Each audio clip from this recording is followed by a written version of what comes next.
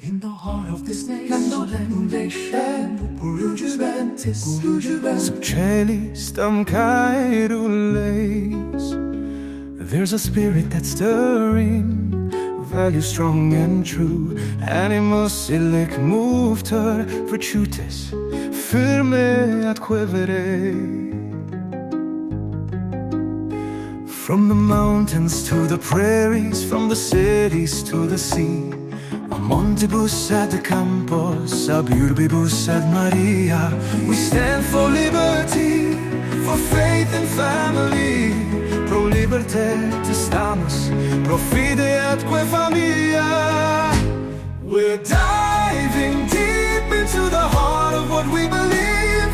Alcius demergemur, in coreorumque credimus, conservative values in our souls, they're interweaved. Conservatrices virtutis, in animis nostris contextum.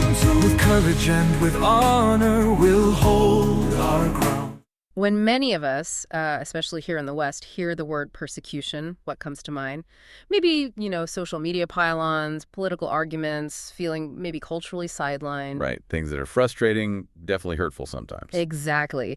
But the sources we've looked at for today's deep dive, they paint a starkly different picture for, hundreds of millions of people globally. For them, persecution isn't an insult. It's often a death sentence. Yeah, the scale is the first thing that just jumps out from the data. It's huge. We're not talking about a small, localized issue here. The numbers suggest over 380 million Christians are living under conditions that are classified as high or extreme persecution. 380 million, that's almost hard to wrap your head around. It's like, 1 in 7 Christians worldwide facing serious threats? Pretty much, yeah. And the lethal side of it makes that threat incredibly real. The latest figures estimate 5,621 Christians were killed specifically for their faith in the last reporting year. 5,621. Which, if you break it down, is more than 15 people killed every single day.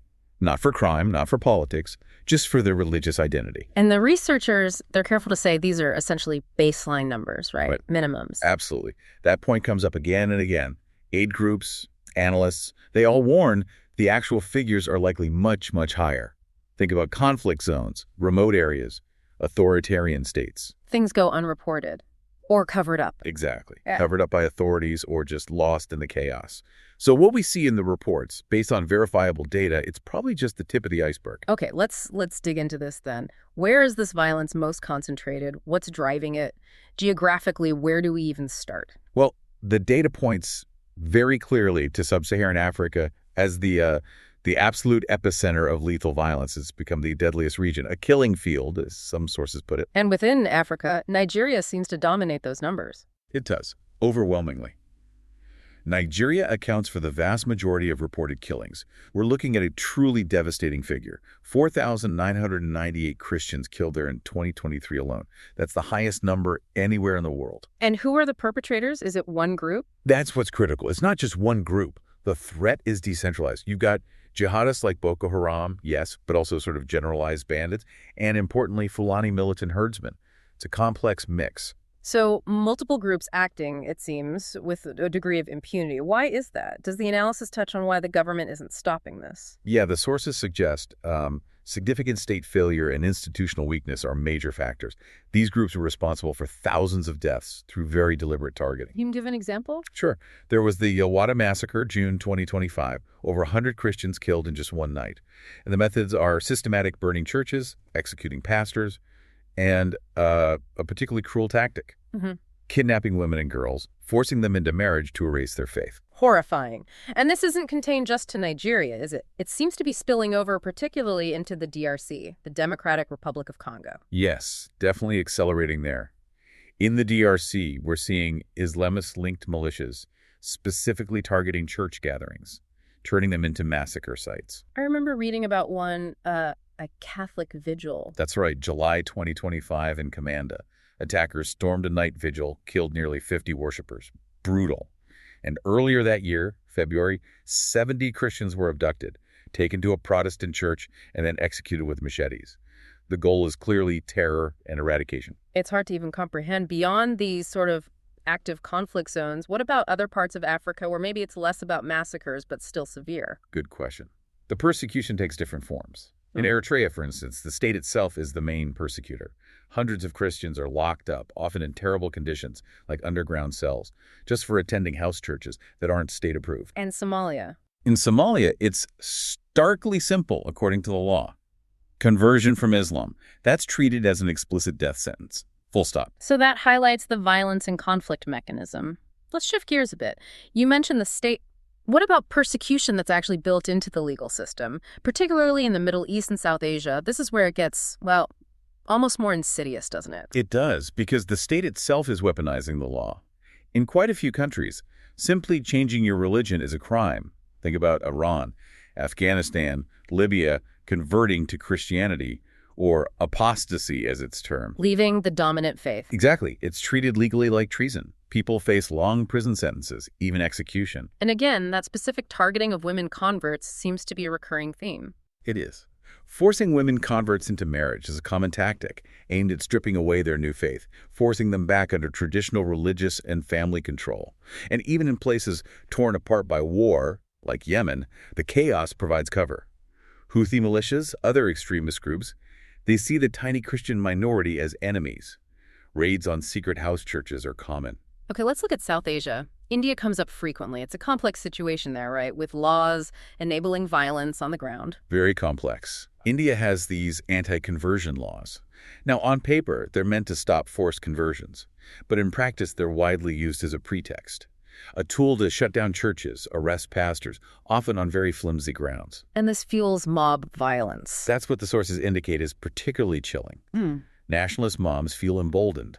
They carry out beatings, attacks, church demolitions, and critically, the local police often seem to look the other way or are slow to intervene. It's like tacit approval, allowing violence under a cloak of legality. And perhaps the most infamous example of state-sanctioned religious laws causing harm has to be Pakistan's blasphemy laws. Absolutely. These are notorious globally. In Pakistan, just an accusation of blasphemy, even unproven, can trigger immediate mob violence, lynchings. And the state often prosecutes. The Asia Bibi case comes to mind. Exactly. A Christian woman sentenced to death for allegedly insulting the Prophet Muhammad. She spent nearly a decade on death row before immense international pressure finally led to her release and she could flee the country. But the sources remind us, for every Asia Bibi who gets global attention, countless others face ruin, prison, or death completely under the radar. And if we sort of pull back and connect these threads, the legal persecution, the state in action, we see another category. Nations where the state is the primary, often highly sophisticated persecutor. They combine harsh laws with, increasingly, technology. And when you look at the rankings, the reports, one country consistently comes out as the most dangerous place on earth to be a Christian: North Korea. North Korea is, yes, in a league of its own. It's almost unimaginable. For any citizen there, simply possessing a Bible isn't just illegal, it's grounds for execution. Or, at best, a life sentence in one of their brutal Kwanliso labor camps. And it affects entire families. That's one of the most heartbreaking details from survivor accounts. Entire families, parents, children, grandparents have been disappeared, sent to camps, because one member, maybe even a child, was found with scripture. It's collective punishment on a terrifying scale. That level of control through pure fear, it's mirrored elsewhere, maybe using different tools, like modern tech in China or Vietnam. Right. You could call it persecution by surveillance. In China and Vietnam, the government tolerates only state-approved churches, the ones they can closely monitor and control. But many Christians meet elsewhere, right, underground. Yes. The underground house church movement is large, but they face constant raids. Pastors get long prison sentences, often charged with vague crimes like subversion. And the technology aspect is crucial now. We're seeing widespread use of facial recognition cameras, not just on streets, but specifically aimed at the entrances of approved church buildings. Why? To track who goes in. Exactly. To log attendance, identify members, spot anyone attending who isn't supposed to be, or anyone linked to unauthorized groups. The goal seems to be total, verifiable state control over religious belief and practice. And this kind of state-directed violence also plays out against specific groups, like ethnic minorities in Myanmar. Correct. In Myanmar, the military junta specifically targets ethnic Christian minorities, like the Karen and Kachin peoples. It's part of their broader military campaigns, but it involves bombing churches, killing pastors, destroying villages, and forcing huge numbers of people to flee into hiding, often in the jungle. Okay, so we've covered Africa, the Middle East, Asia. Now, the analysis points to something maybe less expected, what the sources call the forgotten front lines. This suggests persecution isn't just an over-there problem, it's happening closer to home, even in the West's backyard. This is a really important point, and yeah, it often surprises people. Take Nicaragua, for example. Daniel Ortega's regime has launched what sources describe as an open war against the Catholic Church and also evangelical groups. Open war, what does that look like? It's not subtle harassment. Priests are being arrested, jailed, church properties are being confiscated by the state, leaders are being forced into exile. It's direct, state-led suppression of major religious institutions. And then you look at Mexico and Colombia, the sources highlight a different kind of persecutor there, right? Not the state, not religious extremists. Exactly. This is a key distinction. In parts of Mexico and Colombia, the primary threat to church leaders, especially pastors, comes from drug cartels and organized crime groups. Why are they targeting pastors? Because pastors are often vocal community leaders. They speak out against the crime, the violence, the corruption that the cartels thrive on. So the cartels eliminate them as a form of punishment, and to silence that moral opposition that threatens their control. It's persecution driven by criminal enterprise. It's a truly global picture then, even, the sources suggest, reaching into Europe. It does, though often in less violent forms. Pew Research data shows harassment incidents against Christians are rising in Europe. This particularly affects converts from Islam who can face intense backlash and pressure from their former communities or even families. And families as persecutors. That comes up in Central Asia, too. Yes, the sources highlight that in some Central Asian contexts, the first line of persecution isn't the state, but the family itself. Relatives might carry out beatings, kick someone out of the home, arrange forced marriages, or socially ostracize them entirely for converting to Christianity. Social pressure can be incredibly powerful, sometimes as much as state law. Which brings us to, I think, a really core question that emerges from all this data, all these stories. Given the scale, the brutality, the sources ask, why the silence? Why does this massive crisis seem to get so little attention globally? It's a crucial and troubling question. The analysis points towards what it calls a perceived and quite devastating double standard. You look at major international bodies like the UN or Western human rights organizations, this specific issue is rarely foregrounded, especially compared to other human rights crises. And the accusation is that Western governments, maybe the media too, are selective. That's the charge laid out in the sources, yes.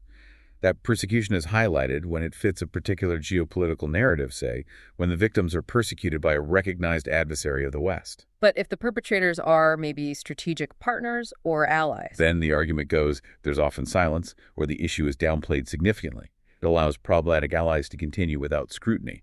Religious freedom effectively becomes a political bargaining chip, not a universal right applied equally. So, maintaining diplomatic ties, military alliances, economic relationships, that takes precedence over calling out the persecution of Christians in those allied nations. That's precisely the critique. The sources describe this lack of consistent outcry as one of the great moral failures of our age.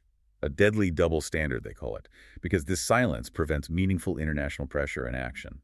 So if we try to synthesize all of this, looking at the trends from the analysis, what are the main takeaways? It sounds pretty grim. The trends are, frankly, alarming based on this data. Sub-Saharan Africa is on a trajectory to become even deadlier. Authoritarian states, China, North Korea, Iran, they're not loosening their grip, they're tightening it, using law and technology. And laws like blasphemy statutes in South Asia, they're being expanded and used more, not repealed. It's an overwhelming picture of suffering, and yet the sources also end on a different note, don't they? A note of resilience. They do. And it's powerful. Even in the absolute darkest places, Nigeria amidst the massacres, North Korean prison camps, under cartel threats in Mexico, the faith continues. The sources give these evocative examples. Secret churches meeting in caves or forests, believers whispering prayers together in prison cells, martyrs facing death with their faith intact. That refusal to be silenced, despite everything. Quite incredible, yes. That persistence. So, wrapping this up, what does it all mean? The evidence clearly points to the persecution of Christians being, as the sources frame it, perhaps the greatest untold human rights crisis of our time. The data is there, the stories are specific, the drivers are identifiable. Right. The sources basically say, look, the numbers prove this is happening, the scale is undeniable. The question isn't really about whether the crisis exists anymore. So the final question it leaves us, the listener, with is different. Yes. It's less about the data and more about global conscience. The evidence is laid bare. The question becomes, why are we, collectively, so unwilling to truly acknowledge it, to say their names, to act? That's something for you, the listener, to think about.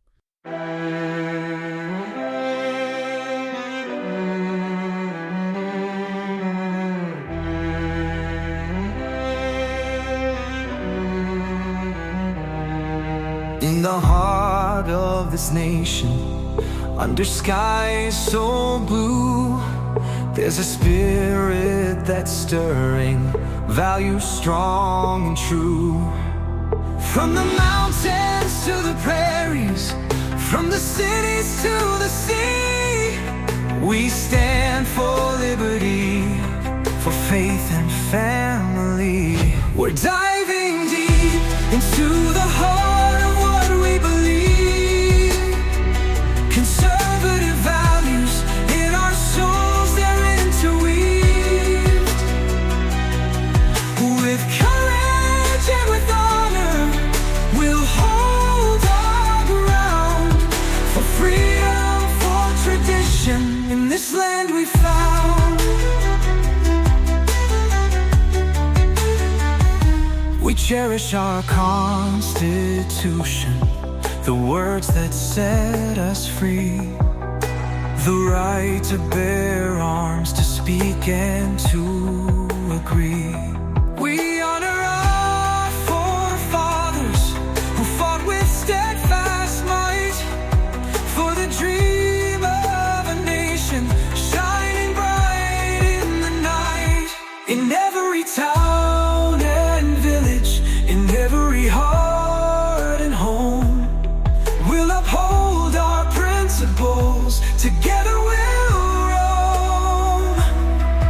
Through trials and through triumphs, we'll never lose our way.